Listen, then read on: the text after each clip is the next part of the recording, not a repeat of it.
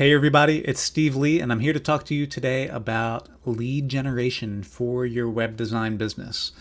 So maybe you're a freelancer, maybe you're working in an agency, maybe somewhere in between. You've got a full-time job and you're trying to, take your own business full-time. When it comes down to it, lead generation, finding new clients, is kind of at the crux of what keeps all of us up and running. Whether you're big or small, you've got to have that steady stream of leads coming in to sustain your business. So I'm going to show you some tips and tricks today that I've picked up in the years that I've been doing this. It works out really good. This is cool, simple stuff. There's no software to buy. There's no subscriptions, nothing to sign up for. You can do it tonight, tomorrow. Hell, you can even kind of document the process and hire a virtual assistant to do the legwork for you. But I think you're going to like this. We'll try to knock this out in about 15 minutes. We'll try to get you back on with generating some leads here. So hopping over onto this screen, I've got a Google window open. Now just start with any profession. It can be construction, roofers, painters, dentists, doctors, lawyers. You can even drill down further. I'm gonna dive into dentists today, but you could do, if you're into that kind of thing, endodontist, orthodontist, pediatric only. You can Google pretty much any of these services and have the same results as far as lead generation goes. So I typed in here to Google dentists near me, and you can ignore everything here on the organic results page. I'm going to click over into maps, and you'll see over here on the left side, it's got a bunch of businesses in and around your area. I happen to be near the Baltimore area, and I'm going to ignore the ads, although keep the ads in mind if you're into any kind of marketing like PPC or SEO. These folks have a budget to work with at least, and they're qualified in that aspect, but they probably don't maybe need a website. But that's a topic for another time. Anyway, if you look on this list here on the left-hand side, you're going to see that each of these businesses have a website listed, and some of them don't. Now, keep these ones that don't in mind for later when we're documenting this kind of stuff for who we're going to call first, because these guys are going to be at the top of the list. Dr. Ned Greenberg. Yeah, you know what? One of you guys better call him right now before I do. I'm probably going to call him tomorrow because Dr. Greenberg, you need a website, sir. So what I'm going to do, I'm going to go to the top of the list, skip ads, and then just using my middle mouse button, I'm going to click and open each one of these websites, if they have one, in a new tab. And you can see down on the bottom there's an arrow here where you could go on and open more websites further out, but I'm just going to do the first page for now. Looks like there's some duplicates here, maybe two dentists that are in the same building, that kind of thing. But essentially what we're going to do is, in a nutshell, real quick, in a matter of say 5 seconds, decide, does this business need a new website? Is it modern or is it not modern? And it's usually going to be pretty obvious to you. Don't get too nitpicky on details, at least quite yet. You can place them at a lower priority if you do. Like for instance, this phone number isn't clickable. For mobile users to like to have addresses and phone numbers clickable. Is it responsive? Yes or no? Don't get too far into that kind of stuff quite yet. Just simply say, is this a modern website or is it not? This one, modern enough for me to not care to call.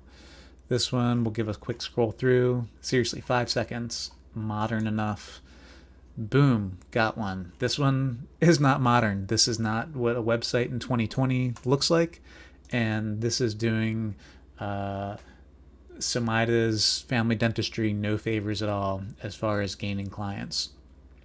So we're just going to keep this one saved here on the top and keep moving on. Modern enough. This one could maybe use some love.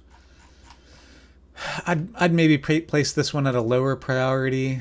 Phone numbers aren't clickable. It's somewhat responsive. We'll maybe place that one at a lower priority. This one's modern enough. This is good. Here we go. Bingo, right to the top of the list, Dr. Platt. Good website. Good, I'm going to save that for a second. Good website. I'm not even sure what this one is. And oh, that was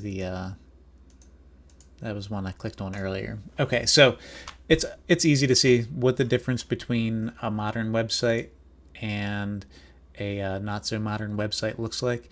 And what we're going to do, and I was thinking about typing something like this up, but honestly, it's so easy. Just open an Excel spreadsheet and go back to these listings and copy and paste the business name, their address, their phone number, and maybe the decision maker's name. So if you end up with something like Aspen Dental, click into it, find out the name of the dentist. That's going to be your decision maker, more than likely, and put them all in an Excel spreadsheet, and then prioritize them. These folks that don't have a website at all.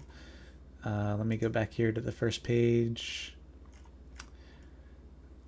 Dr. Greenberg, this one here, Thomas Omides. There's not a website listed at all for these listings, and they're going to be kind of your main priority. Actually, I think this guy does have a listing because I'm on this website. But then these ones that are just stuck in, the early 2000s or the late 1990s, these are going to be some good phone calls. They've got a website, so they maybe at least know that they need one, but they know that it's not up to the level that websites are actually being produced today, that their competitors are being produced at. And now you can call these folks. I suggest kind of doing that now. Right now, today is December 16th, 2020. So we're in the middle of the coronavirus pandemic, and maybe going door to door isn't the best option, but certainly a phone call is warranted. But that's what I used to do in the pre-COVID was these places are local to me, and I would just go in during non-peak times and ask to speak to the dentist and say, hey, I want to let's talk about your website. They know what's up. There's no surprise here. Dr. Platt knows that his website is, not doing him any favors, I guess is the best way to put it. And they've either got time to talk to you or they don't. And, they're usually pretty straightforward about that. Either way, if they're, kind of not interested at the time, they've got, there's usually an info email address. Place them onto, a drip email sequence. Maybe you can send out a drip email every month, every other month, something like that. But I think that this is going to kind of resonate with people that when you get a hold of them and talk to them about their business, I think it's gonna work out for you. Now, what are some of the things that you should be talking about with these business owners? And we're going to drill down particularly with dentists, but the same metrics hold true with any business owner. Some of the things you should be talking, or that they care about. Actually, let's talk about what they don't care about. They don't care about responsiveness. They don't care about, is their phone number clickable, or is their map clickable, or is there an HTTPS in the address bar? That's what you care about. That's not what they care about. What a dentist cares about is how many new patients they get in a year versus how many they're losing in a year. So, how many they're losing in a year is attrition, which is a natural thing. Usually, people switch dentists every 7 to 10 years. So they've got to get enough new patients in to overcome that attrition. They've got to overcome inflation, which is usually 3% per year.